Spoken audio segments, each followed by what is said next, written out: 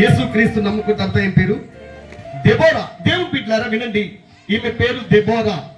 దేవుని బిడ్డలారా, ఈమెకు ఒంట్లో ఆరోగ్యము బాగలేక ఏటిమోగ తీసుకొచ్చారు. ఎంతమంది తెలుసు?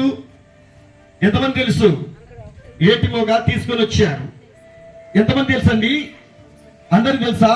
రైట్. దేవుని బిడ్డలారా వచ్చిందండి, ఈమె కొరకు 3 రోజులు ప్రార్థన చేశాను. వినాలి, ఈ యొక్క దెబోరా కొరకు ప్రియులారా వరలక్ష్మి లాస్ట్ కు ఒకరోజు ఈమె మీద చేయి పెట్టి ప్రార్థన చేస్తున్నానండి. ఆ రోజు తెల్లవారితే అమావాస్య. వినాలి దేవుని బిడ్డలారా, తెల్లవారితే అమావాస్య. ఈమె మీద చేయి పెట్టి ప్రార్థన చేస్తున్నాను. దేవుని బిడ్డలారా వినాలి, ఈమెలో ఉన్నటువంటి దురాత్మ ఒకటి బయటికి వచ్చేసింది. చేతబడి చేసి ఉన్నారు. మీరు బాగా గమనించాలి. దేవుని బిడ్డలారా, ఈ బిడ్డకు, ఈ వరలక్ష్మికి చేతబడి చేసి ఉన్నారు. దేవుని బిడ్డలారా, దేవుడు ఏం చెప్పాడంటే, నా కుమారుడు డానియల్ రాజ్, ఈమెలో ఒక దురాత్మ ఉంది, ప్రార్థన చేయి. దేవుని బిడ్డలారా, ఒక గంట సేపు ఈమె మీద చేయబెట్టి ప్రార్థన చేశాను. అమ్మా ప్రార్థన చేశానా?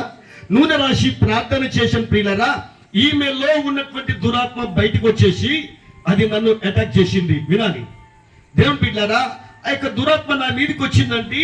మొత్తం శరీరం అంతా జ్వరముతో అల్లిపోతున్నాను, జ్వరముతో వణుకుతున్నాను.